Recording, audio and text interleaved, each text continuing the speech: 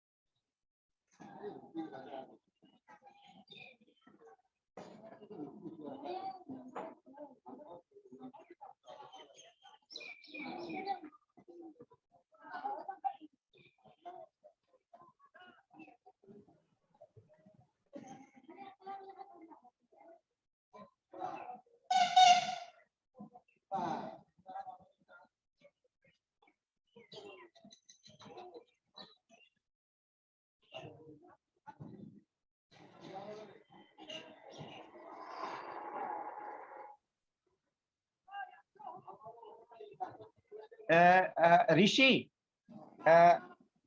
Prashant ji sir, प्रशांत कोतवाल जी जुड़ने का प्रयास कर रहे हैं, तो मीटिंग आईडी वगैरह मांग रहा है, तो कैसे सर को जोड़ा जाए? अच्छा सर, सर से मैंने कहा है तो सर ने कहा कि जो लिंक है सर उसी लिंक हाँ। से ही जुड़ जाएं, फिर प्रमोट वगैरह करना होगा तो हम कर देंगे। तो सर जो लिंक गई है, जी हाँ, सर। हाँ, उसी को मैं बोलता हूँ कि उस लिंक से आइए। जी सर, जी सर।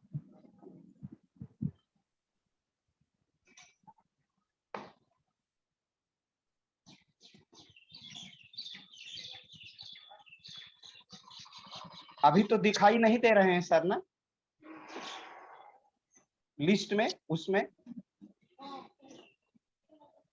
No sir. रुकी, आ गए हैं? नहीं सर, दिखाई नहीं दे रहा है सर। अच्छा, मैं सर को तुरंत बोलता हूँ। नाम से सर नहीं दिखाई दे रहे हैं।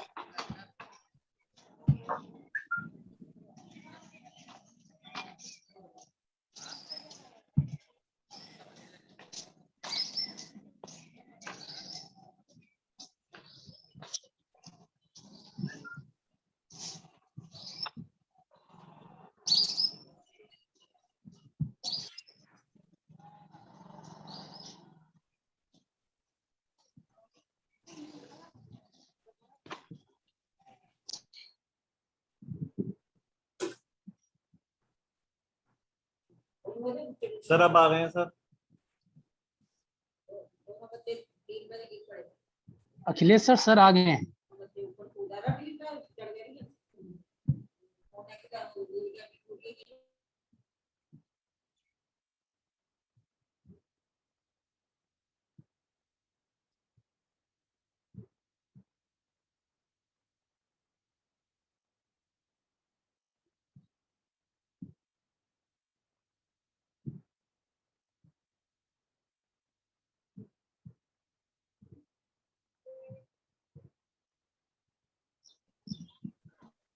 अरे प्रशांत ऋषिकेश, सर। ऋषिकेश जी आवाज पहुंच रही है? नमस्कार। अखिलेश सर का जी वो म्यूट है यार, माइक। जी हाँ, जी नहीं सर, नहीं, जी। हमने म्यूट किया हुआ है, म्यूट किया है। अच्छा अच्छा सर। जी सर, सर आ गए हैं सर। हाँ, तो सर आ गए हैं, तो सर दिखा, हाँ सर आ गए हैं। प्रशांत सर, आपका बहुत बहुत स्वागत है। और इसमें हमारे पलाश जी जुड़े हुए हैं सर, आपका बहुत बहुत स्वागत, अभिनंदन है।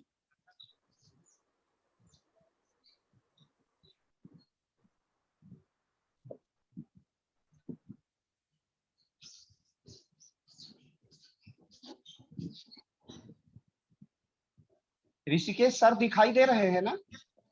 जी सर, सर तो सर अभी थे, हिंदी नाम से जी सर हैं, सर हैं, हाँ, सर ने अनम्यूट भी अपने को किया हुआ है। सर सादर प्रणाम सर, मैं डॉक्टर इसकेश दिल्ली से।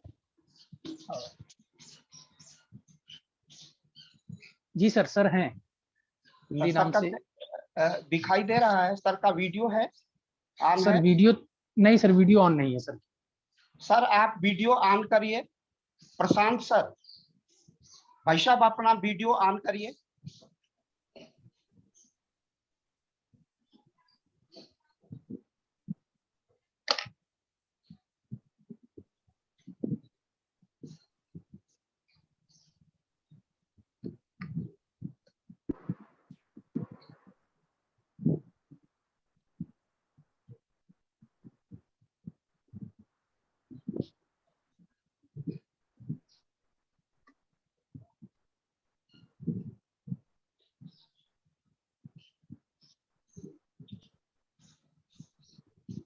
हाँ सर, सर आ गए हैं, सर का वीडियो ऑन है। जी सर। और जी नमस्कार। सर सादर प्रणाम आपको। प्रणाम सर। लोक पहल के इस मंच पर आपका बहुत बहुत स्वागत है, अभिनंदन है। और हमारे पलाश जी भी दिखाई दे रहे हैं, एक गंभीर मुद्रा में दिखाई दे रहे हैं और इस समय देश की राजधानी दिल्ली में है। यह अद्भुत संयोग है कि भारत माँ के दो लाल एक सुदूर पश्चिम कक्ष के रनवे से, बिल्कुल महाराष्ट्र से, और दूसरा कामरूप से हमारे बीच है। आपको पाकर हम लोग धन्य हैं। सर, जहां तक लोक पहल का प्रश्न है, लोक पहल संघ के स्वयंसेवकों का, संघ की जिनकी संघ आयु 50 वर्ष है, ऐसे हमारे स्वयंसेवकों की परिकल्पना है और हिंदुत्व के जागरण के, सनातन के प्रश्रय के, और विशेष रूप से उत्तर प्रदेश के माननीय मुख्यमंत्री पूज्य योगी आदित्यनाथ जी के नीतियों को जनता के मध्य ले जाना और जन समस्याओं को सत्ता प्रतिष्ठान की ओर अग्रसर करना, एक सेतु का काम करना इस लोक पहल का उद्देश्य है। लगातार चेतना का जागरण करना, हिंदुत्व का जागरण। और मैं श्रोताओं से मेरा निवेदन है कि जुड़े हुए जितने लोग हैं अपने माइक, जितने प्रशांत सर को छोड़ करके, पलाश जी को छोड़ करके, बाकी अपने माइक को म्यूट रखें ताकि आवाज का डिस्टरबेंस ना हो। तो ये लोक पहल का ऐसा ही सदप्रयास है। डॉक्टर BL आर्या सर इसके अध्यक्ष हैं। इलाहाबाद विश्वविद्यालय प्रयागराज के डॉक्टर विजय कुमार सिंह इसके संयोजक हैं और वो स्वदेशी जागरण मंच के क्षेत्रीय विचार प्रमुख भी हैं और संघ के बड़े यशस्वी वरिष्ठ कार्यकर्ता हैं, स्वयंसेवक हैं। इसी के साथ इसमें प्रोफेसर नरेंद्र कुमार सिंह गौर जो स्वयंसेवक हैं और पूज्य रज्जू भैया के शिष्य भी रह चुके हैं और उत्तर प्रदेश सरकार के उच्च शिक्षा मंत्री रह चुके हैं, इलाहाबाद विश्वविद्यालय के प्रोफेसर रह चुके हैं। ऐसे इसी प्रकार काशी हिंदू विश्वविद्यालय के पूर्व कुलपति प्रोफेसर गिरीश त्रिपाठी सर, पूर्वांचल विश्वविद्यालय जौनपुर के प्रबंधन विभाग के प्रोफेसर अवनीश पार्थिटकर सर, काशी हिंदू विश्वविद्यालय आयुर्विज्ञान संस्थान के वरिष्ठ वैज्ञानिक डॉक्टर संतोष कुमार सिंह सर इसके मुख्य भूमिका में निर्वहन करने वाले लोगों में है। डॉक्टर आलोक चौहान, प्रोफेसर आलोक चौहान जो मेरठ की अभियांत्रिकी इंस्टीट्यूट से हैं, वो इसके मीडिया का प्रभार देखते हैं और पूरे अभिकेंद्र में रहते हैं।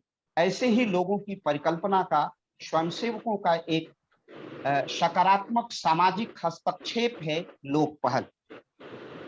और लोक पहल में आज का हम लोगों ने जो विषय लिया है, थोड़ा सा विषय अपने स्वयंसेवकों को की दृष्टि से भी थोड़ा समझने में दिक्कत थी, लेकिन आज हमारे पास एक यशस्वी उद्बोधन करने के लिए पाथेय करता है।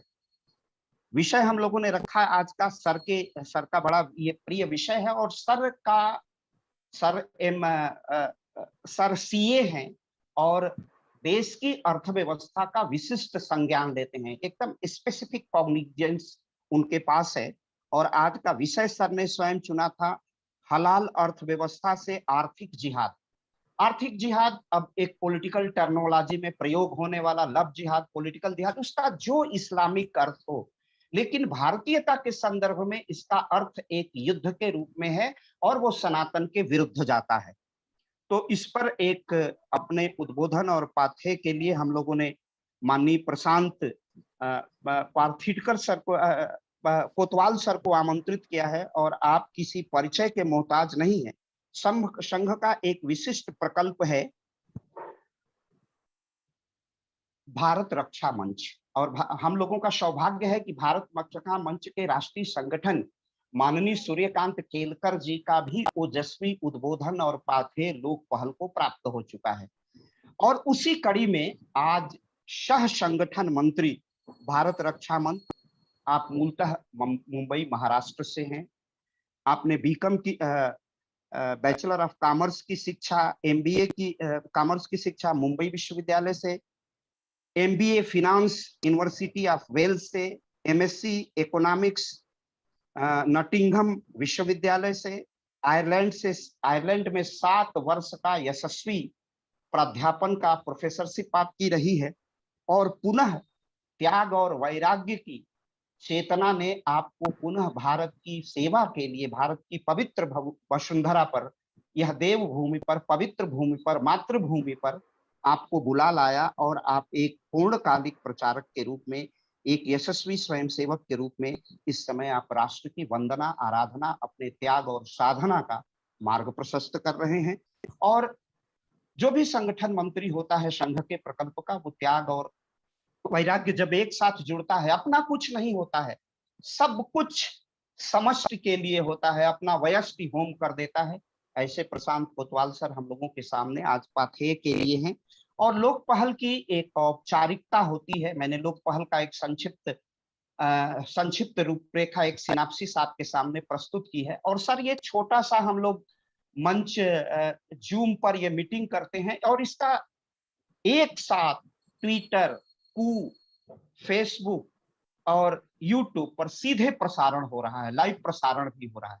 और हम लोग 10 लाख लोगों के बीच आराम से पहुंचते हैं और संवेदना को, अपनी संवेदना से चेतना को, राष्ट्र की चेतना को जोड़ने का प्रयास करते हैं। ये हमारा ये प्रयास है, ये मंच है। और लगातार इस पर अभी श्याम जाजू जी और पलाश जी को मैंने कई ऐसे वीडियो भेजे जिसमें अपने प्रोफेसर सारंगी जैसे विद्वानों का उद्बोधन है। यत्र तत्र इसी तरह चलता रहता है। और इसी कड़ी में एक बहुत ही महत्वपूर्ण विषय को लेकर के प्रोफेसर संगीत रागी, प्रोफेसर अवनिजेश अवस्थी, प्रोफेसर भट्ट जैसे मूर्धन्य विश्लेषककर्ता, संघ के यशस्वी दायित्वधारी कार्यकर्ता, प्रचारक इस मंच पर, अभी शिव मूर्ति जी हिंदू जागरण मंच से अभी पिछले रविवार को उनका पाथेय प्राप्त हुआ था। और उसी कड़ी में आज हमारे बीच प्रशांत कोतवाल सर हैं।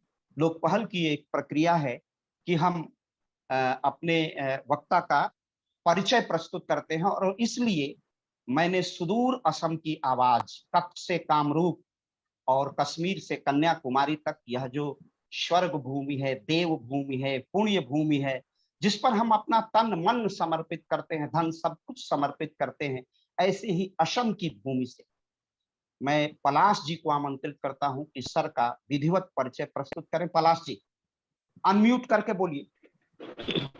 जी नमस्ते, मैं पलाश काकाटी, मैं असम से हूँ, गुवाहाटी असम से हूँ। प्रशांत कोतवाल सर वो मुंबई से बैचलर ऑफ कॉमर्स पास करने के बाद एमबीए के पढ़ाई, एमबीए फाइनेंस में पढ़ाई यूनिवर्सिटी ऑफ वेल्स में किए थे। और उसके बाद MSc economics university of Nottingham में किए थे। उनका पढ़ाई खत्म होने के बाद उन्होंने आयरलैंड में 7 साल तक प्राध्यापना किया। और उसके बाद उन्होंने 2011 में आसाम देश लौट के आए और देश में और सारे साल मुंबई में रह के ही एमबीए और सीए स्टूडेंट को पढ़ाया। और पिछले 4 साल से सर भारत रक्षा मंच का पूर्णकालीन कार्यकर्ता के रूप में अभी वो भारत रक्षा मंच का सह संगठन मंत्री के रूप में काम कर रहे हैं, पूरे भारत माँ का सेवा कर रहे हैं। यही उनका संक्षिप्त परिचय है।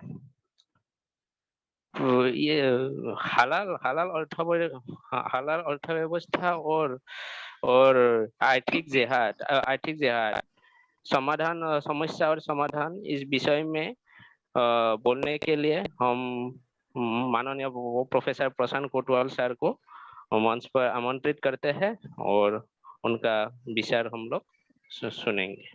बहुत बहुत धन्यवाद जी। पलाश जी। जी। आपने आपके इस संक्षिप्त परिचय प्रस्तुति करने के लिए, वैसे सर किसी परिचय के मोहताज नहीं है। भारत एकता मंच ने भारत की सीमाओं के प्रबंधन के लिए लगातार बांग्लादेशी घुसपैठ और भारत की एकता और अखंडता पर जो प्रश्न चिन्ह लगा है उस पर लगातार प्रयास कर रहा है, सब प्रयास कर रहा है और उसके साथ कदम मिलाना हम सबकी, प्रत्येक भारतवासी सनातन धर्मावलंबी की यह युग की आवश्यकता है, युग धर्म है। और मैं बड़े समादर के साथ इस विस्तृत विषय पर परिचर्चा के लिए, पाथेय के लिए, उद्बोधन के लिए मैं प्रशांत कोतवाल सर को आमंत्रित करता हूं। प्रशांत जी। जी नमस्कार, सभी को नमस्कार और सभी को जय श्री राम। विषय आज के विषय के बारे में काफी कुछ अभी चर्चा हुई कि हलाल इकोनॉमी या हलाल अर्थव्यवस्था, और हलाल अर्थव्यवस्था किस प्रकार से एक आर्थिक जिहाद है। जिहाद, आजकल जिहाद इस शब्द को किसी भी शब्द के साथ जोड़ करके उसका महत्व एक प्रकार से अपने सनातनियों के मन से कम ही किया गया है कि जिहाद की गहराई क्या है। किंतु जिहाद का अर्थ स्पष्ट यही है कि इस्लाम को मानने वाला जो मोमिन है वो जब उसके मजहब के लिए युद्ध करता है तो वो जिहाद होता है। वैसे अपन चर्चा शुरू करें उससे पहले मैं एक बात थोड़ी सी स्पष्ट करना चाहता हूँ। मेरा अनुभव ये रहा है कि बहुत से हमारे लोग हलाल और हलाला इसमें अंतर नहीं समझते। हलाला मुसलमान के लिए, इस्लाम के अवलंबी के लिए हलाल है, किंतु हलाल का अर्थ हलाला नहीं होता। हलाल यह शब्द जो इस्लाम को मानता है, जो मुसलमान है, उनके आदर्श पुस्तक कुरान में 56 बार आया हुआ, 56 आयतों में है, जिसमें से 21 बार भोजन या खाद्य पदार्थों के विषय में उसका उल्लेख आता है। इसी को एक अस्त्र बना के इस्लाम को विश्व भर में फैलाने के लिए कैसे उसका उपयोग हो रहा है, इसका आज उदाहरण हमारे सामने, विश्व के ही सामने आ रहा है कि हलाल इकोनॉमी या हलाल अर्थव्यवस्था जिसे कहा जाता है। इसकी नींव जो है वो रखी गई थी 1988 में मलेशिया की राजधानी कोलंबपुर में, और ये दो देशों ने नींव रखी थी इसकी, एक स्वयं मलेशिया और दूसरा संयुक्त अरब अमीरात। उसमें उसकी जो लीडरशिप थी, उसका नेतृत्व करने वाला दुबई का राज्य था। इन दो राज्यों ने हलाल अर्थव्यवस्था की कोलंबपुर में नींव रखी, और आज भी अगर हम देखेंगे तो पूरे विश्व भर में सर्वाधिक हलाल वस्तुओं पे या हलाल जीवन शैली के अनुकरण करने के लिए अगर कोई खर्चा करता है पैसे, तो यूनाइटेड अरब एमिरेट्स अर्थात संयुक्त अरब अमीरात और मलेशिया, ये दो देश है। लक्ष्य तो इनका यही है कि 2035 तक इसको $7 ट्रिलियन, मतलब 70,000 करोड़ डॉलर की इकोनॉमी बनाई जाए विश्व भर में। किंतु 2024 तक ये माना जाता है कि ये 3.5 से 4 ट्रिलियन डॉलर अर्थात 30 से 40 हजार करोड़ की अर्थव्यवस्था बनेगी। 3,000 करोड़ भी अगर आज के हिसाब से लगा लेते हैं हम, तो भारतीय रुपए में उसके लगभग कितने हो जाते हैं, इसका आप हिसाब अनुमान लगाइए। लगभग 24 लाख करोड़ रुपए हो जाते हैं विश्व भर में। कुरान में हलाल और हलाल के विरुद्धार्थी शब्द हराम ये दिए गए हैं। उसका शब्दशः अर्थ अगर हम देखेंगे तो हलाल का अर्थ होता है वैध और हराम का अर्थ होता है अवैध। वैध या हलाल वो है जिसकी अनुमति इस्लाम का अनुकरण करने वाले किसी भी मोमिन को अर्थात मुसलमान को इस्लाम उसको उस कार्य को करने की अनुमति देता है वह हलाल है, और जिससे उसे प्रतिबंधित किया जाता है या गया है उसे हराम कहा गया है। हलाल अर्थव्यवस्था अपने आप में ही एक बहुत बड़ा तंत्र है जो विचार पूर्वक रूप से विश्व भर में इस्लाम को फैलाने के लिए तैयार किया गया।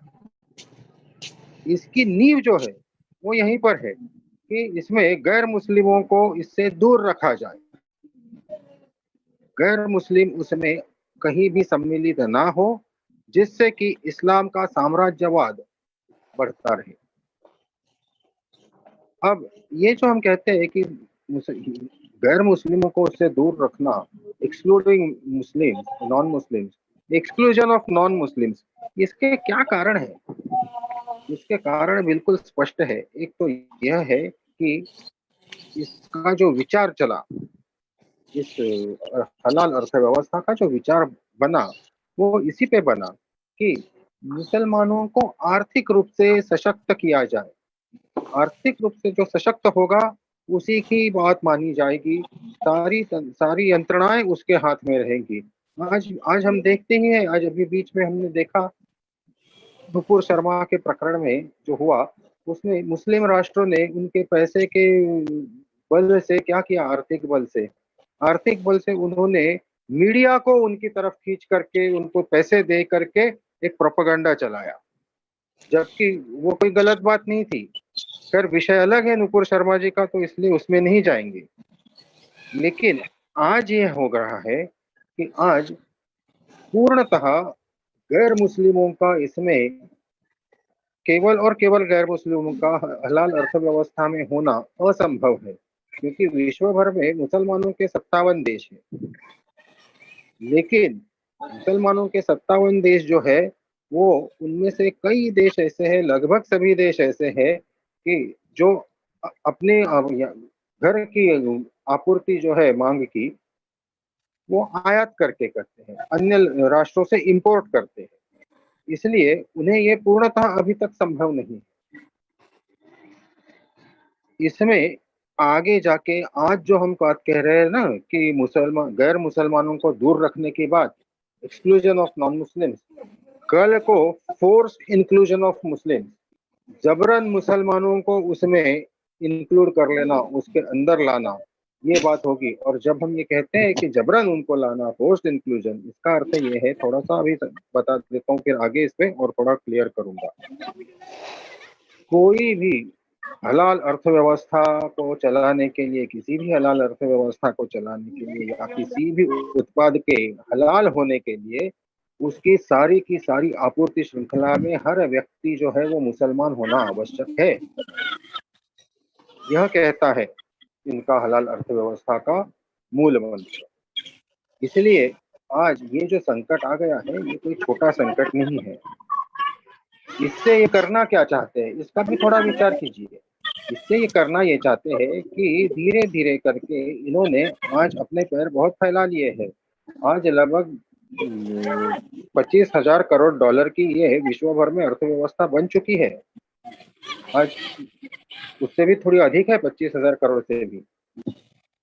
लेकिन ये करना क्या चाहते हैं, ये कहाँ जाना चाहते हैं? तो ये हर एक राष्ट्र में, चाहे वो इस्लामी राष्ट्र हो चाहे वो इस्लामी राष्ट्र ना हो, वहां पे हलाल अर्थव्यवस्था को कायम करना चाहते हैं। जो इस्लामी राष्ट्र है वहां इनको इतनी चिंता नहीं है हलाल अर्थव्यवस्था को वहां पे कायम करने की। लेकिन जो गैर इस्लामी राष्ट्र है जैसे कि हमारा भारत, यहाँ पे या अन्य जो है अमेरिका हो या ऑस्ट्रेलिया हो या रूस हो, इन राष्ट्रों में भी इस अर्थव्यवस्था को कायम करना, और इस अर्थव्यवस्था को कायम करके ये करना क्या चाहते हैं आखिर? तो ये चाहते हैं कि वहां पे जो है इस्लाम का शासन प्रस्थापित करें। कैसे होगा? तो सारी की सारी आपूर्ति श्रृंखला में हर व्यक्ति अगर मुसलमान होना आवश्यक है तो स्वाभाविक रूप से अपने परिवार का पेट पालने के लिए, अपना स्वयं का पेट पालने के लिए व्यक्ति को कोई ना कोई व्यवसाय या नौकरी करनी पड़ेगी।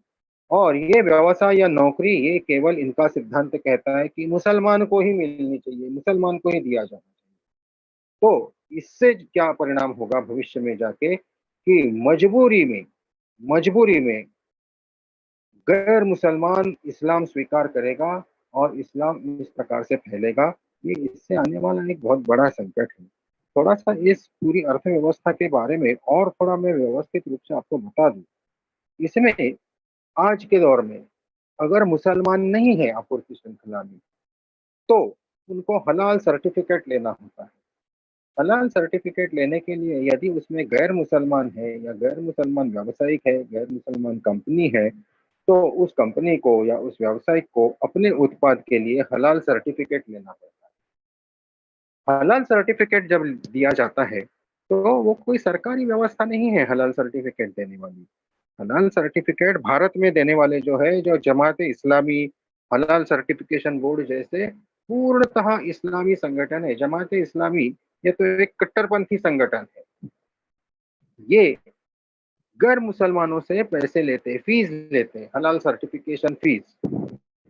और ये सारा जो पैसा एकत्रित होता है, जो कि छोटा मोटा पैसा नहीं है, करोड़ों रुपए एकत्रित करके किए जाते हैं हर साल, और हर वर्ष जो करोड़ों रुपए एकत्रित होते हैं, उनका उपयोग स्पष्ट रूप से ये संगठन कहते हैं कि कहाँ करेंगे, इस्लाम के प्रचार और प्रसार के लिए। तो हिंदू या गैर मुसलमान जो है वो हलाल सर्टिफिकेट के पीछे जब पड़ जाता है, तो स्वाभाविक रूप से वो इस्लाम के प्रचार और प्रसार करने के लिए अपनी जेब से पैसे दे रहा है। ये वही व्यवस्था है जो औरंगजेब की, अकबर के समय की थी। मुगल या अन्य मुस्लिम शासक जब यहाँ पे थे, लुटेरे शासक बन के बैठे थे, उस समय की जो व्यवस्था थी, जिजिया लग रहा था, इसी प्रकार का जिजिया है। नाम बदल गया, केवल इसका नाम बदल गया है, अन्य कोई फर्क नहीं पड़ा है। इसमें ये लोग स्पष्ट रूप से ये कहते हैं, जो इनकी वेबसाइट से मैंने निकाला हुआ है, कि हलाल के विषय में कि the universal values promoted by halal including cleanliness and hygiene, economic and social justice, social responsibility and stewardship of the earth, animal welfare and ethical investment all have gathered the market's interest beyond its religious compliance। ये विशेष रूप से जो कहा गया है, ये जो meet वगैरह के बारे में संदर्भ में कहा गया है। आपने देखा होगा कि आप किसी भी मुसलमान के अगर होटल वगैरह में जाएंगे, तो वो स्पष्ट रूप से लिखता है कि हलाल का आपको खाना मिलेगा। मुसलमान यदि किसी होटल में जाता है, तो वो वहां जाके पूछता है कि क्या आपका हलाल का है, यदि है तो सर्टिफिकेट दिखाइए। हमारे लोग दिखाते हैं। बड़ी बड़ी कंपनियां जो इस व्यवसाय में हैं, भोजन वगैरह के, जैसे उदाहरण के तौर पे आपको कहूँ तो आपका मैकडोनल्ड, पिज्जा हट, वो क्या है, केएफसी, हल्दीराम, बड़ी बड़ी कंपनियां, उन्होंने भी हलाल का, वो भी हलाल उत्पाद का ही उपयोग करते हैं। बहुत बड़ी अर्थव्यवस्था इससे खड़ी की गई। अब ये इन्होंने जो ये वाक्य लिखा है, यूनिवर्सल वैल्यूज प्रमोटेड बाय हलाल, कौन सी आप वैल्यू की बात कर रहे हैं कि इंक्लूडिंग क्लीनलीनेस एंड हाइजीन, साफ सुथरा। हम में से हर किसी ने देखा है कि कई मीट शॉप के बाहर से हम जब जाते हैं, तो हमने देखा है कि किस कदर की गंध रहती है वहां पे, गंदगी का भंडार होता है वो। लेकिन उसे ये कहते हैं कि क्लीनलीनेस, वहां पे हाइजीन, हाइजीन की बात करते हैं। अरे, जब बकरे काट के टांग देते हैं, उसके ऊपर मक्खियां बैठी रहती है, वही लेके लोग खा रहे हैं। सोशल रिस्पॉन्सिबिलिटी, सामाजिक, समाज की तरफ कौन सी इनका दायित्व समाज की तरफ है, इसमें से पूरा हो रहा है, ये मेरी समझ में नहीं आता। जानवरों को काट के किसी निरपराध निष्पाप की जान लेके आप कौन से समाज की सहायता कर रहे हो, समाज के प्रति आप कौन से इतने बड़े रिस्पॉन्सिबल व्यक्ति हो गए। स्टीवर्डशिप ऑफ द अर्थ, ये यहाँ पे आते हैं, ये बात करते हैं यहाँ पे आके पर्यावरण की। मैं आपको बता दूं कि पर्यावरण का ह्रास सर्वाधिक इन्हीं के ये मीट वाले धंधे से हो रहा है। जब ये भैंसा, बैल, गाय वगैरह बड़े जानवर काटते हैं, तो इनमें से निकलने वाला जो मीथेन गैस है, मीथेन गैस सर्वाधिक हानि पहुंचाता है पर्यावरण को। इसका इनके पास कोई उत्तर नहीं। जब ये काटते हैं तब आप हिसाब लगाइए कि इसमें धोने में, साफ करने में, जमीन साफ करने में, जानवर साफ करने में, वो जो रक्त गिरता है उसे साफ करने में पानी की कितना अपव्यय हो रहा है। अब 10 तारीख को, 10 जुलाई को इनका वो ईद आ रही है, बकरी। उस दिन आप अनुभव करेंगे क्या क्या तमाशा होगा। हर साल हमें पता है कि क्या होता रहता है। फिर ये एनिमल वेलफेयर की बात करते हैं। वही जानवरों को काटने के बाद, उनकी हत्या करने के बाद आप उनकी भलाई की बात कर रहे हो। मतलब पूरी के पूरी दांभिकता इसमें सामने आती है। एथिकल इन्वेस्टमेंट, वाह! फिर एथिकल इन्वेस्टमेंट, अरे कौन सी नैतिकता है जो चल रहा है उसमें? कौन सी नैतिकता है इसमें? क्या नैतिकता है कि आप एक तरफ बात कर रहे हो नैतिकता की, फिर आप बात कर रहे हो इकोनॉमिक एंड सोशल जस्टिस की। यहाँ सोशल जस्टिस कहाँ आया? जब आप कहते हो कि केवल और केवल मुसलमानों से बनी हुई आपूर्ति श्रृंखला होगी, तो क्या इसे सोशल जस्टिस कहा जा सकता है? क्या इसमें नैतिकता है कहीं भी? और फिर ये कहते हैं कि this markets interest are beyond religious compliance. कैसे होगा भाई रिलीजियस कंप्लायंस? आपकी मजहबी विचारधाराओं के आगे जाके मानवता के लिए इसमें कुछ नहीं दिखता, किंतु ये इनका प्रोपेगेंडा है। और इनका प्रोपेगेंडा व्यवस्थित रूप से विश्व भर में हम चला रहे हैं, हम चला रहे हैं, ना कि वो। उन्हें उसको चलाने की विशेष आवश्यकता पड़ती ही नहीं है। जैसे मैंने कहा कि कुरान में 56 आयतें हैं जिनमें हलाल का संदर्भ आता है, जिसमें से 21 आयतें जो है वो भोजन या खाद्य पदार्थों के संबंध में उसमें उल्लेख आ रहा है। क्या कहा गया? सुअर ना खाए, गिरगिट ना खाए, रक्त ना पिए, इत्यादि इत्यादि उसमें कहा गया। ये अगर हम और हदीस में भी ये आता है, जो मोहम्मद साहब की जीवनी है हदीस, उसमें भी ये आता है। ये सारा जो है वो 1400 वर्ष पहले लिखा गया है। 1400 वर्षों में विश्व सारा बदला, लेकिन बदलाव का घनघोर प्रतिकार करना ये इनकी आदत बन चुकी है। और इसमें सबसे अग्रसर है जो थूकने वाली जमात थी ना, थूकने वाली जमात। कोरोना आया जब, हजरत निजामुद्दीन के दरगाह में आके वहां से निकले और थूकते चले, तबलीगी जमात। ये इसमें सबसे अग्रसर है। ये कोई बदलाव नहीं चाहते, ये चाहते हैं कि वैसे ही 1400 वर्ष पहले जैसे जी रहे थे वैसे ही लोग जिए। ये प्रगति नहीं चाहते। प्रगति का विरोध करने वाले, मानवता का विरोध करने वाली जमात है ये तबलीगी जमात। और इनका प्रभाव सर्वाधिक है।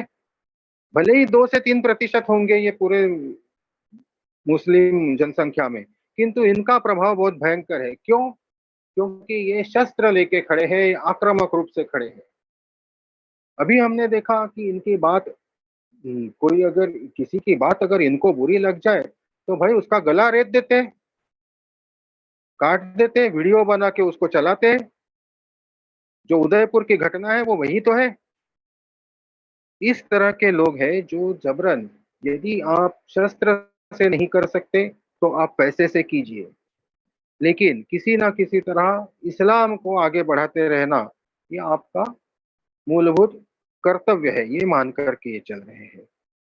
एक बार वैसे आप कभी देखिए ये मदरसे वगैरह में जो पढ़ते हैं बच्चे, इनकी तरफ देखिए, दिखेंगे आपको इनके शक्ल बड़ी मतलब विचित्र रहेगी। कुछ उसे पता ही नहीं है साफ है गंदा है क्या है, बाल वगैरह बिखरे हुए रहेंगे। इसके पीछे का कारण क्या देते हैं कि दर्पण का उपयोग करना ये हराम है। कहते हैं ये हराम है दर्पण का उपयोग करना। अब आप ही सोचिए कि जो व्यक्ति अपना चेहरा, शक्ल, सूरत दिखने के लिए अगर दर्पण का उपयोग करना जो हराम समझता है, क्या वो अपना व्यक्तित्व और व्यक्तिमत्व देखने के लिए कभी दर्पण का उपयोग करेगा? क्या ये अच्छे इंसान बन पाएंगे ऐसे लोग? और ऐसे लोग जो अच्छे इंसान नहीं बन पाएंगे, स्पष्ट है, वो आज एक समांतर अर्थव्यवस्था खड़ी कर चुके हैं। भारत में भी वैसी समांतर अर्थव्यवस्था या हलाल अर्थव्यवस्था के नाम से खड़ी हो चुकी है। ऐसी कई उदाहरण मिलेंगे आपको। डेटिंग, लड़कियों के साथ डेटिंग वगैरह करना, ये एक बात है जो हराम कहा जाता है। इस्लाम ने इसे हराम मना है, लेकिन द ट्रिब्यून ने एक आर्टिकल दिया था कि ईरान ने हलाल डेटिंग ऐप बनाया। ईरान ने हलाल डेटिंग ऐप बनाया। ईरान एक कट्टरतावादी इस्लामी राष्ट्र है, ये हम सभी जानते हैं। तो इन्होंने ये डेटिंग ऐप बनाया, तो क्यों बनाया भाई? इतने प्रगत हो गए क्या? नहीं। अब तक हम जो चर्चा करते आए हैं ना, लव जिहाद, लैंड जिहाद, फलाना जिहाद, ये जिहाद, वो जिहाद, ये सारी उस वृक्ष की शाखाएं हैं जिसका मूल जो है आज के युग में ये हलाल अर्थव्यवस्था है। आर्थिक जिहाद जो हो रहा है ये है। इस मूल से, यहाँ से इन्हें पैसे मिलते हैं, अर्थार्जन होता है, धनार्जन होता है, और यहाँ से जो है ये पैसे इन सब कामों में जा रहे हैं, चाहे वो लव जिहाद का काम हो, चाहे लैंड जिहाद का काम हो, चाहे आतंकवाद हो, चाहे किसी भी तरह से मानवता विरोधी गतिविधियां हो। इसके लिए पैसे जो लगते हैं वो यहाँ से आ रहे हैं, और वो पैसे सारे के सारे पैसे गैर मुसलमानों से ले रहे हैं। गैर मुसलमान उन्हें वो सारे पैसे दे रहे हैं। ये एक थियरी चलती थी कि आतंकवाद के लिए या भारत के विरोध में गतिविधियां करने के लिए वगैरह अरब से पैसे आते हैं। जी, अरब से आते होंगे तो कुछ कुछ लोग होंगे जो व्यक्तिगत रूप से देते होंगे आज के समय में। बाकी तो अरब से आने वाले पैसे पे काफी रोक हमारी सरकार लगाने में सक्षम है और सफल भी हो चुकी है। लेकिन इनको जो पैसे जा रहे हैं वो हिंदुओं के, गैर मुसलमानों के ही पैसे जमायत इस्लामी या हलाल सर्टिफिकेशन बोर्ड वगैरह जैसे संस्थाओं के पास से ये सारा फंडिंग हो रहा है। अगर हम इस पे सोचेंगे तो हलाल हलाल हलाल जब हम कहते हैं तो सामने आती है बात, मेरे भी अभी बातचीत में आपसे कर रहा हूँ उसमें भी, अपनी बातों में भी एक ही बात अधिकतर सामने आई कि मीट वगैरह, खाने पीने की चीजें वगैरह, इसके बारे में। लेकिन हलाल, ये कोई हलाल फूड तक सीमित नहीं है। इसमें अगर हलाल फूड की हम बात करते हैं तो 2017 के आंकड़े ये कहते हैं कि विश्व भर में हलाल फूड 1.3 ट्रिलियन डॉलर्स की इनकी अर्थव्यवस्था थी, जो प्रति वर्ष 5% से बढ़ रही है प्रति वर्ष। अब इस हलाल फूड के मार्केट में हम इसको थोड़ा सा अलग अलग करके भी देखें। एक तो है मीट वाला। मीट वाले में आप देखिए तो वैसे देखा जाए तो मुसलमान हलाल खाता है। वो जाता है, कहीं जाता है तो वो पूछता है कि ये हलाल है या नहीं है। वो बिल्कुल ठीक कर रहा है, वो उसके जो उसको उसकी मजहब की आदर्श किताब ने जो कहा है उस प्रकार से वो अपना व्यवहार रख रहा है। किंतु क्या हिंदू को या गैर मुसलमान को हलाल खाना उसके लिए वैध है? हिंदुओं में भी बलि प्रथा हुआ करती थी। पुरोगामी हुए हिंदू और बलि प्रथा हमने लगभग बंद कर दी। लेकिन उसमें हमारे इसमें ये था, सर से धड़ एक झटके में अलग करना, ये हमारी मान्यता थी। और हलाल में ऐसी बात नहीं है। हलाल में ऐसा है कि जो उस जानवर की 4 नसें हैं उनको काटना है और उसका सारा का सारा रक्त बह देना है, तो तड़प तड़प के जानवर मर रहा है। ये बिल्कुल विरोधाभास है हमारी मान्यताओं से। लेकिन हमारे जो मांस वगैरह खाने वाले लोग हैं उन्हें इस बात के, इस विषय में पता ही नहीं है कि भाई हमारी परंपराएं क्या थी। हम ये कहते ही नहीं कि भाई मुझे जाकर के कोई कहे कि ये आपके पास हलाल है क्या, किसी होटल में जाए पूछे हलाल है, वो कहेगा स्वाभाविक रूप से आज ऐसे ही है, हलाल ही है। तो कह दे कि नहीं भाई मुझे हलाल नहीं चाहिए, मेरी धार्मिक भावना मुझे या मेरा धर्म मुझे हलाल खाने से प्रतिबंधित करता है। लेकिन हमारी जानकारी ही नहीं है इस विषय में, इसलिए हम ये नहीं कहते। फिर मीट का हो गया। हलाल के, आपके हलाल सब्जियां आती है, भाई सब्जियों में कैसा हलाल? हलाल का आटा, हलाल बिस्कुट, हलाल ब्रेड, हलाल दूध, क्या नहीं हलाल? तो इस हलाल का अर्थ यह कुछ नहीं है कोई सुअर का दूध नहीं पीता, कोई सुअर का दूध नहीं पीता। हम तो सदियों से, हजारों लाखों वर्षों से गाय का ही दूध पी रहे हैं, गौ माता का ही दूध पी रहे हैं। ये तो गधी का और ऊंटनी का दूध पीने वाली संस्कृति से आने वाले लोग हमें ना सिखाए कि अच्छा क्या है बुरा क्या है। तो फिर उस दूध में भारत में हलाल कैसा? हलाल का अर्थ उसमें यही है कि जो डेयरी वाला है, जिसके पास गाय भैंस है, वो भी मुसलमान है और वहां से दूध निकाल के उसको बेचने तक का जो काम करने वाला है वो भी मुसलमान है। अगर किसी पैकेज वगैरह का दूध आपके पास आता है अमूल वगैरह का, तो वहां पे काम करने वाला भी व्यक्ति मुसलमान होना चाहिए। हलाल चिप्स देखा है पैकेट पे, हलाल चिप्स के, वो आलू की जो चिप्स आती है, आलू में कैसा हलाल, आलू में कैसा हलाल। ये सारा षड्यंत्र जो है, ये सारी अर्थव्यवस्था को अपने कब्जे में करने का है। साथ साथ देखिए हलाल फैशन, हलाल फैशन हो सकता है उनमें जो कहा जाता होगा सर से लेके पांव तक महिला अपने शरीर को ढक के चले, जो भी वो कहते होंगे, वो उनकी मान्यताएं है, उस पर नहीं जाना चाहता मैं। किंतु 2018 में 283 बिलियन डॉलर की अर्थव्यवस्था थी। ये 4.8% मतलब लगभग 5% से प्रतिवर्ष बढ़ रही है। हलाल मीडिया एंड रिक्रिएशन, हलाल मीडिया एंड रिक्रिएशन ये एक बहुत बड़ा और बहुत महत्वपूर्ण मुद्दा है। हलाल मीडिया मतलब आप देखिए तो ये अल जजीरा वगैरह जैसे चैनल है वो तो है ही है, बाकी भी कई एक चैनलों में इनके पैसे लगे हुए हैं। इनको खुश करने के लिए उन वो जो चैनल है या वो जो न्यूज़पेपर है, मैगजीन है, वो प्रोपेगेंडा चलाती है इस्लाम का। इस्लाम का सारा प्रोपेगेंडा उसमें से चल रहा है। हमारा बॉलीवुड भी कोई बहुत दूर नहीं है उससे। अब देखिए तो बॉलीवुड की जो फिल्में बनती है उसमें से भी यही प्रोपेगेंडा चलाया जा रहा है। आज नेटफ्लिक्स वगैरह पे जो सीरीज फिल्म आ रही है उससे उसमें से भी एक प्रोपेगेंडा चलाया जा रहा है जो इस्लामी प्रोपेगेंडा है। और ये सारी बातें जो है ये कोई केवल व्यवसाय करने की बातें नहीं होती, केवल एक अर्थव्यवस्था चलाने की बात नहीं है, तो इसका लक्ष्य आगे जाकर के भारत का और विश्व का इस्लामीकरण करना है। 2018 में ये जो मीडिया और रिक्रिएशन की जो हलाल मीडिया और रिक्रिएशन वाली जो इंडस्ट्री थी वो 220 बिलियन डॉलर की थी। ये 5.5% प्रतिवर्ष के औसत से बढ़ रही है। अच्छा, ये होता है।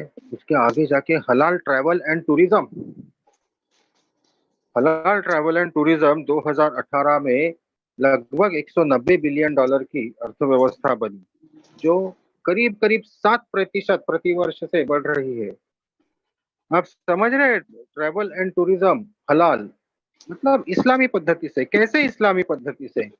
तो आप हवाई जहाज से कहीं जाते हैं, हवाई जहाज पे तो अभी तक इनका पूरा नियंत्रण नहीं है, एक मात्रा में अवश्य है। जैसे मुस्लिम राष्ट्रों की जितने भी एयरलाइन हैं, चाहे वो एमिरेट्स हुई, इतिहाद हुई, कतर एयरवेज है, कुवैत एयरवेज हुई, सऊदी हुई, टर्किश एयरलाइन हुई, या पीआई से तो कोई जाता नहीं खैर, लेकिन फिर भी एक मात्रा में है, मलेशियन एयरलाइंस है, ये सारे जो है ये एक प्रकार से हलाल एयरलाइंस है। आप वहां उस विमान में प्रवास करेंगे तो आपको स्वाभाविक रूप से और जबरन हलाल का ही खाना खाना पड़ेगा, आपको अन्य कोई खाना मिलेगा नहीं। यहाँ से शुरुआत होती है। फिर आप उतरेंगे, आप अगर कहीं घूमने घामने गए, सैलानी है, आपने वहां पे टैक्सी वगैरह बुक की है, तो वो टैक्सी वाला भी मुसलमान होगा, वो आपको ले जाएगा, वो भी मुसलमान के होटल में जाएगा, आप रहेंगे उसी होटल में, वहां स्वाभाविक रूप से खाना वगैरह आपको हलाल वाला ही मिलेगा। सारा जो आपका टूरिज्म होगा, सारी जो आपकी टूर होगी, वो इस्लामी पद्धति से चलेगी और सभी लोग उसमें मुसलमान होंगे। अब ये जब मुसलमान होंगे तो पैसे सारे के सारे मुसलमानों के ही पास जाने वाले हैं, का लाभ मुसलमानों को ही मिलेगा। लाभ अधिकतर कैसे मुसलमानों को मिले, इस पर ध्यान देते हुए ये सब कुछ किया गया है। हलाल फार्मास्यूटिकल, ऐसा है कि इस्लाम में अल्कोहल अल्कोहल का सेवन ये हराम माना गया। अल्कोहल का सेवन हराम माना जाना ठीक ही है, क्योंकि एक अधिक मात्रा में शराब वगैरह पीने से जो है वो स्वास्थ्य के लिए तो ठीक है ही नहीं, आपके मोटरी सेंसेस जो है, मोटर सेंसेस, उनको भी वो खराब कर देता है। और शराबी को देखा रास्ते में तो पता चल जाता है कि बहुत ज्यादा शराब पिया हुआ आदमी लड़खड़ाता है, जबान लड़खड़ाती है, गिर जाता है, उसका अपने मस्तिष्क पे कोई नियंत्रण नहीं रहता, तो इसलिए वो ठीक है। लेकिन ये फार्मास्यूटिकल में हलाल, इसमें भी यहाँ तक ठीक समझ सकते हैं कि चलिए जिन दवाइयों में अल्कोहल वगैरह है उसको आपने कह दिया कि ये हराम है। अभी का उदाहरण देता हूँ आपको, कोविड के बाद जो वैक्सीन आई, वैक्सीन में भी इन्होंने हलाल सर्टिफिकेशन मांगी है। और भारत में ऐसे कई लाखों लाखों की संख्या में केसेस है जहाँ पे मुसलमानों ने वैक्सीन लेने से, टीका लगवाने से इनकार कर दिया क्योंकि उसमें हलाल सर्टिफाइड नहीं था। ये करोड़ों वैक्सीन दुनिया में चलेगी, विश्व भर में चलेगी।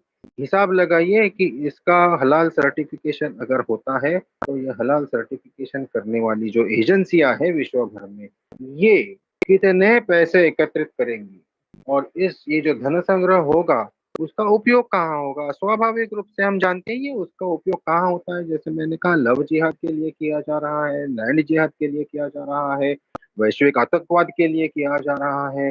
भारत जैसे जो मुसलमान देशों के लिए बहुत बड़े संकट है और जो उनका सपना है कि इसे इस्लामी राष्ट्र बनाया जाए, ऐसे राष्ट्र के विरोध में, चाहे फिर वो यहाँ की राजनीति को कलुषित करने के लिए हो, चाहे यहाँ पे मारकाट करने के लिए हो, या चाहे यहाँ पे अन्य प्रकार के उपद्रव निर्माण करने के लिए हो, जैसे ये जो हिजाब वाला उपद्रव निर्माण हुआ कर्नाटक में, इसके पीछे भी फंडिंग आई। कहाँ से आई? इसी माध्यम से आई। अग्निपथ योजना के विरोध में जो आगजनी की गई, पकड़े गए, उसमें मुसलमान भी पकड़े पुलिस ने।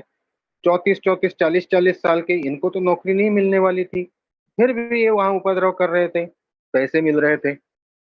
इन सब कामों के लिए, देश विरोधी गतिविधियों के लिए इसका उपयोग हो रहा है। ये जो फार्मा की बात है, 2018 में $92 बिलियन हलाल फार्मा था और 5.7% से ये प्रति वर्ष बढ़ते जा रहा है। वैसे ही हलाल कॉस्मेटिक्स है, ये भी $64 बिलियन की अर्थव्यवस्था बन चुकी थी 2018 तक। अब ये लगभग 5% प्रति वर्ष से बढ़ रहा है। ये तो मैंने मुख्य लिए। वैसे हलाल एजुकेशन भी है, हलाल हाउसिंग भी है, हलाल हॉस्पिटल भी है। हॉस्पिटल हलाल होगा तो ठीक है, चलेगा, किंतु मान लीजिए कि हम में से कोई गैर मुस्लिम या हिंदू कोई कभी जाता है, हॉस्पिटल में एडमिट होता है और उसको वहां पे कोई किसी कारण कोई मुसलमान डॉक्टर ट्रीट करने आता है। अगर वो हिंदू पेशेंट कहेगा कि नहीं, मैं मुसलमान डॉक्टर से ट्रीटमेंट नहीं लूंगा, तो तुरंत वो सांप्रदायिक घोषित किया जाएगा पेशेंट।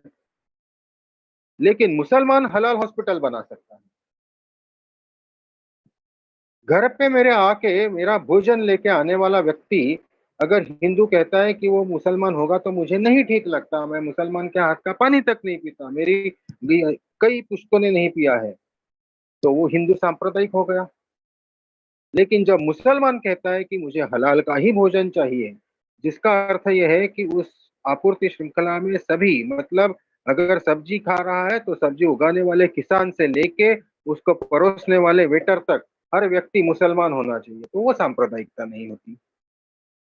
वैसे ये तो बाकी अन्य सेक्टर तो हो गए। हलाल फाइनेंस, ये एक बहुत बड़ा सेक्टर इन्होंने बना रखा है और 2018 में $2.5 ट्रिलियन इसका एसेट बेस था। इसके पास इतनी वेल्थ थी, इतना पैसा था, ये $2.5 ट्रिलियन बन रहा था और ये भी लगभग 6% प्रति वर्ष से बढ़ रहा है। आप देखिए तो इन्होंने जैसे डिबेंचर वगैरह होते हैं, वैसे एक प्रकार के बॉन्ड लाए हैं, जिसे सुकुक बॉन्ड कहा जाता है। अच्छा, सुकुक बॉन्ड का अर्थ क्या है? ये इस्लामी बॉन्ड है, ये हलाल है, ये शरीयत के अनुसार। अब बॉन्ड जो होता है या डिबेंचर या बॉन्ड जो होता है वो क्या होता है? वो एक प्रकार से आपने बैंक से लिया हुआ ऋण जैसा होता है, वैसे ही होता है। आप पैसे लेते हैं, आपको उसके ऊपर इंटरेस्ट देना है। अब इस्लाम ये कहता है कि ब्याज लेना और देना दोनों ही हराम है। इस पे इन्होंने मार्ग निकाला कि इनकी बैंक चलनी चाहिए, इनका ये लोन वाला बिजनेस चलना चाहिए, इस पे एक मार्ग निकाला। इंटरेस्ट को इंटरेस्ट ना कहते हुए इन्होंने क्या कहा कि ये पैसे जो ये है ये हम ले रहे हैं आपसे, इससे हम व्यापार करेंगे और उस व्यापार में जो हमें मुनाफा होगा उसमें से हम इतना प्रतिशत आपको देंगे। तो आपने अगर 1 लाख रुपए दिए तो हम आपको 10,000 रुपए प्रति वर्ष देंगे। वो जो है वो मुनाफा है, वो कहते हैं, वो इंटरेस्ट नहीं है। इस प्रकार से दाम्भिकता पूर्वक यहाँ से वहां, वहां से वहां भागने की आदत पड़ गई है। आज भारत में कुछ इस्लामी बैंकें भी खड़ी हो गई। ये तो अच्छा है कि रिजर्व बैंक ने उसके ऊपर एक मात्रा में रोक लगा के रखी है, अन्यथा ये जो बैंक है ये हमारे यहाँ पे एक प्रकार से समांतर बैंकिंग व्यवस्था खड़ी कर देगी और हमारे बैंकों को समाप्त कर देगी। इस बैंक में भी यही होता है कि इंटरेस्ट फ्री लोन देते हैं, इससे स्वाभाविक रूप से हिंदू बड़ा आकर्षित होगा। इस सारे विषय में एक बार ये 2011 का एक द सियासत डेली, तो 6 अप्रैल 2011 का रिपोर्ट है। तब रफ ए हनीफ नाम के HSBC मलेशिया के CEO थे।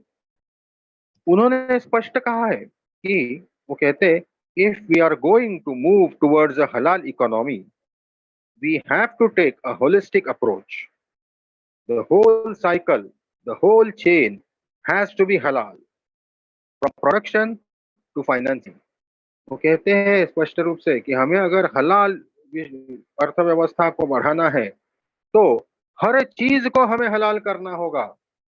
उत्पादन की प्रक्रिया से लेके उसको लगने वाले, उत्पादन को लगने वाले पैसे, फाइनेंसिंग, बैंकिंग, ये सारा जो है ये हलाल करना होगा। इसका अर्थ क्या होता है कि हर जगह पे मुसलमान, मतलब केवल और केवल मुसलमान ही व्यापार, व्यवसाय, उद्योग कर सकता है, अन्य कोई नहीं कर सकता। ये है फोर्स्ड इंक्लूजन वाली जो बात मैंने पहले कही थी आपसे कि फोर्स्ड इंक्लूजन, ये आ रहे हैं फोर्स्ड इंक्लूजन पे कि इससे आप भाग नहीं सकते अगर ये जोर पकड़ लेगा और आपको मजबूरन इस्लाम को स्वीकार करना पड़ेगा। खैर ये तो सारी समस्याएं हो गई जो बहुत से लोग हमें से जानते हैं। तो इस पे समाधान जो है, समाधान तो पहली बात तो यह है कि जैसे मैंने कहा कि हम जाके कहीं भी ये मांग नहीं रखते, हम प्रतिक्रियाहीन समाज है, प्रतिक्रिया शून्य देते हैं हम, इसलिए हम स्पष्टता से ये कहते नहीं कि हमें हलाल नहीं चाहिए। भारत में आज कम घटते घटते भी 75 करोड़ तो हिंदू होंगे कि नहीं होंगे। अगर हम में से हर हिंदू जाके अगर इस कहे कि हमें हलाल नहीं चाहिए तो इसका एक बहुत बड़ा परिणाम अवश्य आएगा। आपको याद होगा कि मैकडोनल्ड जब शुरू हुआ था, बेंगलोर की बात है ये, तब एक बात निकली थी कि उनके जो फ्रेंच फ्राइज रहते हैं उसमें कुछ गाय की चर्बी वगैरह इस्तेमाल की जाती है, जिसके ऊपर से हमारे हिंदुत्ववादी संगठनों ने, बजरंग दल ने वगैरह आक्षेप लेते हुए निदर्शन किए थे, काफी प्रदर्शन हुए वहां पे। उसका परिणाम ये हुआ कि कुछ समय के लिए मैकडोनल्ड शुरू में भारत में बंद भी हुआ और फिर वापस उन्होंने शुरू किया और तब उन्होंने लिखित रूप में दिया कि ऐसी कोई बात नहीं है, हम ये नहीं करते हैं, और उन्होंने सारे सर्टिफिकेट वगैरह दिए। मेरा प्रश्न ये है यहाँ पे कि हमें इस विषय में सरकार पे एक दबाव बनाना होगा कि या तो आप ये हलाल सर्टिफिकेशन की एजेंसियों को चलने दीजिए या FSSAI या और FDA को चलने दीजिए। या तो FSSAI और FDA सही है या फिर हलाल सर्टिफिकेशन की एजेंसियां ठीक है। दोनों समांतर नहीं चल सकती। एक राष्ट्र में दो चीजें एक साथ नहीं चल सकती। हमने इसके परिणाम स्पष्ट रूप से देखे हैं जब एक ही राष्ट्र में दो संविधान चल रहे थे, तब क्या होता है, इससे और भयंकर परिणाम है। दूसरी बात ये होती है कि जिसको हलाल हलाल चाहिए वो उनका देखे क्या करना है, लेकिन उसके पीछे सबको पड़ने की आवश्यकता बिल्कुल नहीं। अब हम कहते हैं कि आवश्यकता नहीं, किंतु व्यापार की दृष्टि से यह आवश्यकता निर्माण की गई है। अगर व्यापार की दृष्टि से आवश्यकता निर्माण की गई है तो दूसरी बात इसमें यह भी है कि हम लोग हिंदू एक एक व्यापार से कैसे दूर होते गया इनके कारण। देखिए, सबसे पहले ये मीट वाला प्रकरण शुरू हुआ, हलाल मीट का। हलाल मीट वाला प्रकरण शुरू होता है और हिंदू जो था इस व्यवसाय में, प्राचीन काल से खटीक समाज के लोग थे इस व्यवसाय में, वो इससे दूर होते गए। आज आपको सारे के लगभग सभी दुकानें इसकी मुसलमानों की मिलेंगी। दूसरा नाभिक समाज था, अब नाई के पास जाते हैं, आज देखिए तो उन्हीं के हाथ में सब कुछ गया हुआ है, क्योंकि उन्होंने इसी प्रकार से ये हलाल हलाल करते हुए इसको अपने कब्जे में कर लिया। पैसे कमाने का मुसलमानों का एक तरीका यह है कि संगठित रूप से पैसे कमाते हैं, और हिंदू बहुत ही असंगठित, बड़ा विभक्त है। वो क्या करते हैं, उनकी सिंडिकेट परचेसिंग चलती है, बहुत बड़े बड़े सिंडिकेट है। कब मान लीजिए टी शर्ट का ही व्यापार, मान लीजिए एक छोटा सा उदाहरण देता हूँ, तो टी शर्ट में हमारे हमारे व्यापारी संख्या में उनसे अधिक है, बहुत अधिक है। लेकिन वो क्या करते हैं, वो कंटेनर के कंटेनर खरीद लेते हैं। सब लोग पैसे एकत्रित करके कंटेनर खरीदते हैं। जब वो कंटेनर खरीदता है तो उसको एक टी शर्ट की कीमत मान लीजिए 30 रुपए 40 रुपए मुश्किल से पड़ती होगी। जो हमारा व्यापारी कार्टन में खरीदता है वो खरीदता ही 50 रुपए में है, और ये व्यक्ति फिर बेच देता है 50-60 रुपए में, मुसलमान। और हमारा व्यक्ति बेचते बैठता है 100 रुपए में, 150 रुपए में। कौन जाएगा हमारे व्यक्ति के पास खरीदने के लिए? ये तो बंद कमरे में बैठ के या किसी हॉल में बैठ के जब अधिवेशन वगैरह कोई कार्यक्रम चलता है, तब उसमें ये एक बात कहने के लिए तो ठीक है, ये उच्च विचार आइडियोलॉजी वगैरह, कि भले 2 रुपए महंगा हो किंतु मैं हिंदू से ही खरीदूंगा। वास्तविकता में जब आप ग्राहक होते हैं तब आप भी स्वयं भी जाने अनजाने में हर एक रुपया बचाने के पीछे दौड़ते हैं। कुछ गलत नहीं है, महंगाई इतनी है। अच्छा, वैसे ही अधिकतर हिंदू समाज चोरी चकाटी नहीं करता, जितनी संख्या में या परसेंटेज में मुसलमान करता होगा उतने परसेंटेज में हिंदू का नहीं है। तो सीधे रास्ते से अपना जीवन व्यतीत करने वाला व्यक्ति जो है, वो अपनी आय और अपने व्यय के बीच में जो होने वाली उसकी लड़ाई है, जो युद्ध है, उसमें वो हर एक रुपया बचाने के पीछे दौड़ता है और स्वाभाविक रूप से वहां चला जाता है। करना ये होगा, ये जो है ये युद्ध है, ये सप्लाई चेन आपूर्ति श्रृंखला का युद्ध चल रहा है। मुसलमानों की आपूर्ति श्रृंखलाएं व्यवस्थित बनी हुई है और विश्व भर में बनी हुई है। हिंदुओं की आपूर्ति श्रृंखलाएं नहीं है। हिंदुओं को व्यवस्थित रूप से अपनी आपूर्ति श्रृंखलाएं बनानी होंगी। जब तक हम ये पहल नहीं करते और इस पे काम नहीं होता, तब तक हलाल अर्थव्यवस्था को कोसते रहने से कोई लाभ नहीं होगा। मेरे बहुत अच्छे मित्र है रविरंजन सिंह जी, दिल्ली से है। उन्होंने ये झटका मीट का काफी वर्षों से, लगभग आज 15-16 वर्षों से वो इसके लिए लड़ रहे थे। थोड़ा बहुत उनको भी कहीं ना कहीं सफलता उन्हें भी प्राप्त हुई है आज। लेकिन ऐसा है कि एक व्यक्ति या 2-4 व्यक्ति इस बात को लेके लड़ते रहे तो उससे कोई विशेष लाभ होता नहीं। जब समाज एकत्रित होकर लड़ेगा तब कुछ होगा। हम एक और बात ऐसी है ना हिंदुओं की, कि हम देखते रहते हैं कि नहीं सरकार जी, सरकार ये करेगी जी, सरकार वो करेगी। भाई साहब, ऐसा है, हमें समझना चाहिए कि सरकार मतलब एक व्यवस्था है जो समाज से ही आ रही है। समाज ही उसके पीछे की शक्ति है। जब समाज अपनी शक्ति एकत्रित करके किसी विषय के पीछे नहीं लगेगा, तब तक सरकार भी कुछ नहीं कर पाएगी। आज सरकार में बैठे हुए सरकार चलाने वाले जो लोग हैं, वो चाहे जितना भी चाहते हो कुछ करना, किंतु उनकी भी कहीं ना कहीं ऐसी मजबूरी होती होगी कि वो नहीं कर पाते, क्योंकि उनको समाज से उसके लिए समर्थन नहीं मिल रहा। आप देखिए नुपुर शर्मा के विषय में विरोध प्रदर्शन कई हुए, उनके समर्थनार्थ प्रदर्शन कितने हुए। जब सीएए आया था तब हिंदुओं ने समर्थनार्थ प्रदर्शन कितने किए। तो चंद उदाहरण दे रहा हूं। ऐसी अनेक घटनाएं हैं, ऐसी अनेक बार ऐसे हुआ है कि हम प्रतिक्रिया देने से चूक रहे हैं, एकत्रित होकर प्रतिक्रिया, एकत्रित ना होने की जो आदत लगी है, ये मूल कारण है भारत में इस हलाल अर्थव्यवस्था का फलने फूलने का। इस हलाल अर्थव्यवस्था को यदि हमने नहीं रोका, अगर हम नहीं रोक पाते, तो ये कल का बड़ा भविष्य का एक बहुत बड़ा नासुर है, जो भारत को तो क्या पूरे विश्व को खा जाएगा और पूरे विश्व में इस्लाम इस्लाम का फिर झंडा लहराते रहेगा और हर कोई इस्लामी राष्ट्र बनेगा।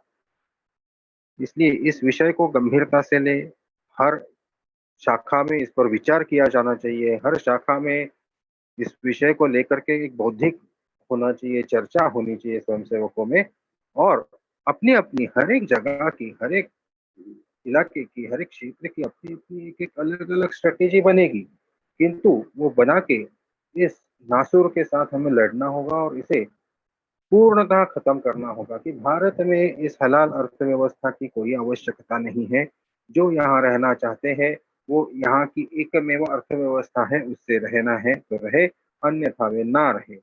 और ऐसा देखा जाए तो केवल ये जो फूड है, हलाल फूड, इसको छोड़ कर के बाकी विशेष रूप से 57 मुस्लिम राष्ट्रों में से 40 मुस्लिम राष्ट्रों में इसको कोई पूछता नहीं है। साथ ही साथ एक और बात करनी होगी कि मैंने जैसे कहा कि 1988 में मलेशिया, यूनाइटेड अरब एमिरेट्स, इन 2 देशों ने एकत्रित आके इसकी खोज की, ये उपज वहाँ की है।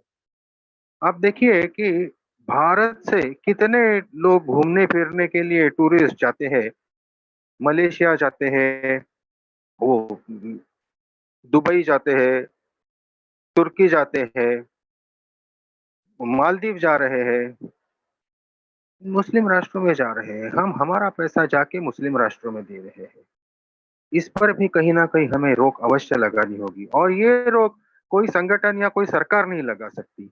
ये हमें अपने आप से स्वयं से करना होगा। खुद ही को सोचना होगा कि अरे! मैं वहाँ जाने की कोई आवश्यकता नहीं, उससे अच्छा है कि दूसरे भी अन्य कई जगह है, वहाँ चले जाएँ। आप मलेशिया में जाके जो करते हैं वही उसके बगल में थाईलैंड है, बौद्ध राष्ट्र है, बड़ा अच्छा देश है, वहाँ जाएँ। कोई श्रीलंका चला जाए, भारत में ही क्यों है घूमने जैसा?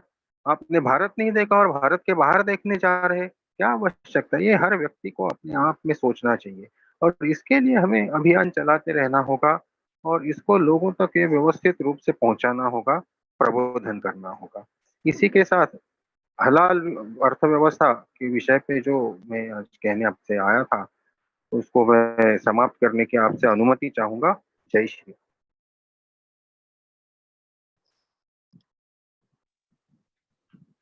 बहुत बहुत धन्यवाद सर। आपने इस विषय पर जो अपना उद्बोधन दिया है, मुझे कहने में संकोच नहीं है कि जिस प्रकार की ये हलाल अर्थव्यवस्था का प्रश्न है, इसके विषय में अवेयरनेस, लोक जागरूकता, मैं समझता हूं कि 2% भी नहीं। और इसको समझना, इस पर आत्ममंथन करना, विश्लेषण करना अत्यंत आवश्यक है। बिना विश्लेषण के ये संभव नहीं है और यह इतना आसान भी नहीं है इसको समझना। मैं राजनीति विज्ञान का विद्यार्थी और अध्यापक हूं, प्रोफेसर हूं, तो मैं समझता हूं, जहां तक मेरी दृष्टि जाती है, कि इस्लाम जो तलवार और कुरान के बल पर नहीं कर पाया है, अब इस हलाल अर्थव्यवस्था से करेगा। और अगर हमारी सचेष्टता नहीं बढ़ी, इसका अर्थ कहीं से भी हलाल अर्थव्यवस्था का विरोध करना इस्लाम का विरोध नहीं, अपनी आत्मरक्षा के लिए आवश्यक। और अपनी आत्मरक्षा के कितने आयाम हो सकते हैं? 1988 से 88 में कुआलालंपुर से चली हुई 5% प्रति वर्ष की वृद्धि करती हुई यह जनसंख्या हलाला फाइनेंस 2.5 ट्रिलियन डॉलर से 6% प्रति वर्ष की वृद्धि कर रही है। इस विषय में समाज को जागरूक करना पड़ेगा और आधुनिक संदर्भ में यह किस प्रकार का जजिया है, इसको भी समझना पड़ेगा। एक प्रॉक्सी वार है, एक अप्रत्यक्ष युद्ध है। और भाई साहब ने बड़ी कुशलता पूर्वक कहा कि वह ग्राहक भी हिंदुत्व से दूर जाता है जब 100 रुपए का सामान, वो केवल आदर्श वाक्य हो सकता है कि हम वहीं से खरीदेंगे जो हमारे मतावलंबी हैं, हिंदुत्व से, हम सनातनी हैं तो सनातनी से लेंगे, यह 2-4 लोग कर सकते हैं, बहुसंख्या ऐसा नहीं करेगी। यह गंभीर आत्मचिंतन मनन का विषय है। और जिस तरह भाई साहब ने संकेतों में बताया, एक ईस्ट इंडिया कंपनी थी जिसने अपने आर्थिक साम्राज्य के बल पर पूरे विश्व पर साम्राज्य स्थापित किया, उसके सूरज कभी अस्त नहीं होता था। ठीक उसी तरह का ये एक विशिष्ट कुचक्र है, और इस कुचक्र को, इस भ्रम का भंजन अगर नहीं होगा, इस यथार्थ का दर्शन नहीं करेंगे हम, और अर्थव्यवस्था किसी भी, हम जैसे शरीर के लिए रक्त की आवश्यकता है, जिंदा होने के लिए सांस की आवश्यकता है, किसी भी देश की का रक्त है उसकी अर्थव्यवस्था। और जब हमारी अर्थव्यवस्था कमजोर होगी, दूसरे के हाथों में हम पैसा देंगे, तो धन के अपवहन का एक सिद्धांत फिर 21वीं शताब्दी में दूसरे ढंग से प्रारंभ होगा। वो जजिया की अर्थव्यवस्था से, हलाल की अर्थव्यवस्था से, जिहाद की अर्थव्यवस्था से। और उसका पैसा कहाँ खर्च होगा? लव जिहाद में, लैंड जिहाद में, आतंकवाद में, हलाला का, फार्मा, कॉस्मेटिक, फिनांस, अनेकानेक क्षेत्रों में यह अपना विषधर फन फैला रहा है, और उससे हम बिल्कुल अनभिज्ञ हैं, अछूते हैं। इसकी, जैसा भाई साहब ने कहा कि इसकी शाखा शाखा, गांव गांव, नगर नगर, डगर डगर इसकी परिचर्चा होनी चाहिए।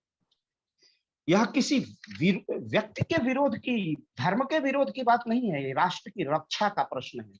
और राष्ट्र की एकात्मकता, राष्ट्र की एकता और अखंडता तभी सुनिश्चित हो सकती है जब हम इस ढंग के प्रयास को लगातार, निरंतरता में, प्रयास की निरंतरता होगी, इस पर बौद्धिक होगा, इस पर मंथन होगा, इस पर विचार विमर्श होगा। लेकिन भाई साहब ने एक बहुत अच्छे वाक्य का एक मंत्रवत दृष्टिका प्रस्तुत किया कि हम प्रतिरोध करने में शून्य हैं, हमारी प्रतिरोध की सामर्थ्य शून्य है। और हमारी एक और शून्यता है, हमारी चेतना की शून्यता भी है। हम तुरंत सुसुप्तावस्था में चले जाते हैं, बात को टाल देते हैं और स्थिति के यथार्थ की गंभीरता की परख नहीं करते हैं। यह हमारी सबसे बड़ी विडंबना है। हिंदू प्रतिक्रियाहीन समाज है, और जो समाज स्पंदन नहीं करता है, प्रतिक्रिया नहीं करता है, तो दुर्गा सप्तशती का अध्याय 5 का वो इसलिए श्लोक, या देवी सर्वभूतेषु चेतना विधीयते, चेतना से विमुक्त राष्ट्र कोई अपनी पराधीनता और दूरदृष्टि की परिकल्पना नहीं कर सकता है। भाई साहब ने, आपने आज भाई साहब ने चेतना के अनेक पटल खोले। अभी हमारे प्रमुख और मीडिया को देखने वाले और लोक पहल के स्तंभ से चर्चा हो रही थी कि लव जिहाद, ये आर्थिक जिहाद क्या है, हलाला क्या है। और पूरी हलाला के विषय में हमारा भी कंसेप्ट केवल मांस तक था। वो फिनांस, टूरिज्म, कहाँ कहाँ हमारे धन का अपवहन हो रहा है, हमारा धन कहाँ कहाँ जा रहा है, और किस प्रकार सुरक्षित करेंगे। हम किस प्रकार अभी आर्थिक क्षेत्र में असंगठित हैं और वो कैसे संगठित हैं, इस पर गंभीर मनन और चिंतन की आवश्यकता है। लोक पहल की एक विशिष्ट परंपरा है कि हम अपने अतिथि का धन्यवाद करते हैं। ऋषिकेश सिंह जी सर, है जी ना? सर, आप सर का जी धन्यवाद, विधिवत धन्यवाद प्रस्तुत करें। हम लोगों का सौभाग्य है कि सर जैसे मनीषी अर्थशास्त्री दार्शनिक ने ये भाव जगाया है। बिल्कुल बिल्कुल मुझे स्वीकार करने में नहीं है, हम लोग सब इलाहाबाद विश्वविद्यालय में पढ़ाते हैं, लेकिन वो क्या अवस्था है, क्या स्थिति है, दूर दूर तक हमारी समझ वहां तक नहीं जा पा रही है। इसको निश्चित रूप से भाई साहब के इस अभियान को हम लोग जो युवा अर्थशास्त्री हैं उनसे संवाद करके इसको अलग जगाने का प्रयास करेंगे। आपके पाथेय के लिए, मंत्र मुग्ध कर देने वाले इस मंत्रवत पाथेय के लिए हम, यह लोक पहल आपका आभार व्यक्त करता है। और मैं औपचारिक आभार की अभिव्यक्ति के लिए आमंत्रित कर रहा हूं डॉक्टर ऋषिकेश को। बहुत बहुत आभार सर। सर, जैसा कि आपने बड़े ही विधिवत तरीके से इन सारी चीज़ों का समायोजन आपने कर दिया। आपने बड़ी ही महत्वपूर्ण बात अखिलेश सर ने भी जो कही है कि सर का जो वक्तव्य है वो बिल्कुल न केवल मंत्रमुग्ध कर देने वाला है, बल्कि चेतना के कई सारे पटल को भी वो खोलने वाला वक्तव्य है। सर एक मनीषी के तौर पर, एक अर्थशास्त्री के तौर पर, एक दार्शनिक के तौर पर आज जिस प्रकार का पाथेय सर ने हमें लोक पहल मंच के माध्यम से दिया है, वास्तव में हम उसके लिए बड़े ही कृतज्ञ हैं। सर ने अपने इस पूरे ओजस्वी, बहुआयामी और इस पूरे के पूरे सारपूर्ण वक्तव्य में, जिसमें कि सर ने कई बड़े ही महत्वपूर्ण रेफरेंस दिए, कई बड़ी ही ऐसे आंकड़े और जानकारियां सर ने प्रस्तुत की जो कि सभी को न केवल सुनने लायक है बल्कि गुनने लायक भी है।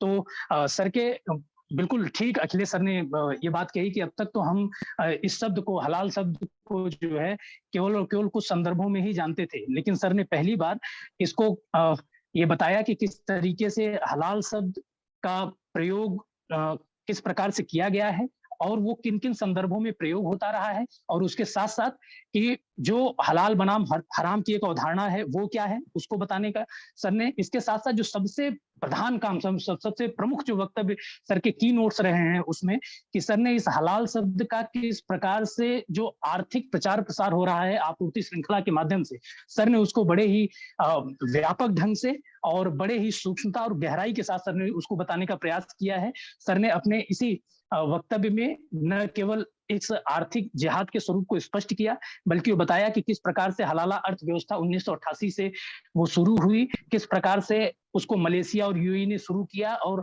किस प्रकार से आने वाले समय में वो 2035 में वो लगभग 60 ट्रिलियन के लक्ष्य को वो छूने का जो है उन्होंने एक अपना लक्ष्य बनाया हुआ है। ये ज्यादा दिक्कत करने वाली बात नहीं है, लेकिन ज्यादा दिक्कत करने वाली जो बात है जिसकी तरफ सर ने बड़ी ही सूक्ष्मता के साथ जो है संकेत किया है, वो महत्वपूर्ण बात है कि किस तरीके से इस हलाल शब्द को न केवल जो कि एक पारंपरिक शब्द है, मतलब कि आज लगभग 1300-1400 सालों से ये चला आ रहा शब्द है, उसका किस तरीके से बाजारीकरण किया जा रहा है, किस तरीके से व्यवसायीकरण किया जा रहा है, किस तरीके से उसको जो है व्यापारीकृत किया जा रहा है, और न केवल उसको व्यापारीकृत किया जा रहा है बल्कि उसके माध्यम से किस प्रकार से सांस्कृतिक रूपांतरण की एक षड्यंत्री प्रक्रिया को अंजाम दिया जा रहा है, उसको सर ने बड़े ही जो है महीन, बड़ी ही बारीकी के साथ सर ने जो है उद्धृत करने का प्रयास किया है।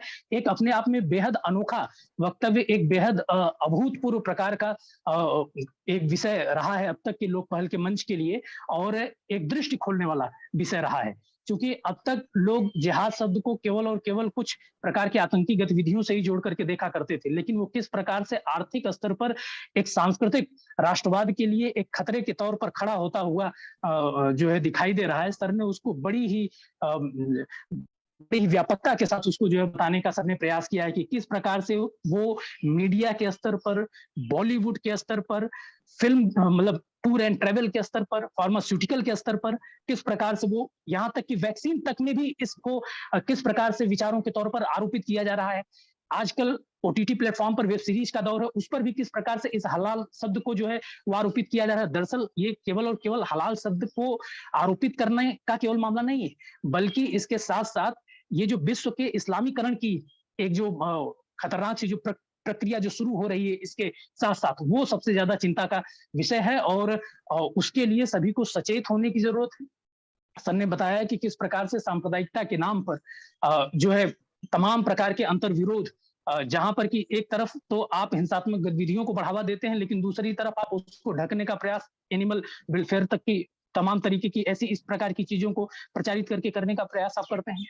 तो इस सर ने इस टॉपिक के माध्यम से किस प्रकार से एक सांस्कृतिक राष्ट्रवाद के सामने धार्मिक रूपांतरण की किस प्रकार की एक गंभीर चुनौती खड़ी होती जा रही है आर्थिक स्तर से, क्योंकि अब तक सांस्कृतिकरण की इस प्रक्रिया को ज्यादातर सामाजिक संदर्भों से ही जोड़ करके देखा जाता रहा है। आर्थिक प्रक्रिया से इसको बताने का काम बहुत न के बराबर हुआ है, और मैं इस बात के लिए सर का हृदय तल से मैं साधुवाद और आभार करता हूं कि सर ने एक नई दृष्टि, जो जैसा अखिलेश सर ने कहा है, बड़ी महत्वपूर्ण बात सर ने कही कि चेतना के अनेक पटल सर के इस जो है व्याख्यान ने खोले हैं, एक नया पक्ष खोल दिया है, एक नए तरीके से सोचने के लिए लोगों को मजबूर कर दिया है सर के इस व्याख्यान में, और बिल्कुल भारत की रक्षा के लिए, भारत की एकता के लिए, भारत की अखंडता के लिए इस पक्ष से सोचे जाने की बेहद जरूरत है, इसमें कोई दो राय नहीं है। और इसके साथ साथ सर ने न केवल इसके तमाम उपक्षों को बताया है, बल्कि जो समाधान उसका हो सकता है, जैसा अभी अखिलेश सर कह रहे थे कि इसमें एक बड़ा कारण यह है कि हम प्रतिक्रिया शून्य समाज के तरह जो हम व्यवहार करते हैं, हमें तमाम प्रकार की प्रतिक्रियाएं करनी होंगी। लोक पहल जैसे हमको हजारों कार्यक्रम चलाने होंगे, और सर के इस वक्तव्य को लाखों लोगों के पास जो है हमें, जो कि हम इस मंच के माध्यम से करते हैं, लगातार लोगों के पास भेजना होगा, लोगों की आंखें खोलनी होंगी इस तरह से। और उसके साथ साथ हमको एक, जैसे सर ने कहा है कि इस हलाल सिस्टम को न केवल समझना होगा, बल्कि उसके सभी गतिविधियों को समझ करके नकारने का भी एक हमको की एक योजना हमको बनानी होगी। उसके साथ साथ हमें जो सरकार के ऊपर दबाव बनाना होगा कि हमारे पास जो पहले से जो चली आ रही जो संस्थाएं हैं उनको महत्व देना होगा, न कि इस प्रकार से जो एक समानांतर प्रकार की व्यवस्था या संस्था जो डेवलप की जा रही है उसको महत्व देना होगा, चाहे वो कितने ही प्रकार के आर्थिक आयामों से क्यों न जुड़ी हुई हो। सर ने ये बड़ी महत्वपूर्ण बात कही कि संगठित होकर के ही हम अपने व्यापार को बढ़ावा देंगे, तभी हम इस प्रकार की चुनौतियों से आगे लड़ सकेंगे। और हमको हिंदुओं को भी एक आपूर्ति श्रृंखला डेवलप करने की एक महनीय आवश्यकता है। सर, हम बड़े हृदय तल से हम आपका आभार करते हैं, क्योंकि वास्तव में चूंकि मैं दिल्ली से हूं और हम यहाँ के केंद्रीय विश्वविद्यालयों से पढ़े हैं, लेकिन इन पक्षों पर आज तक हमारी दृष्टि गई ही नहीं थी। और बहुत ही मतलब चेतना के द्वार को खोल देने वाला एक सर आपका वक्तव्य रहा।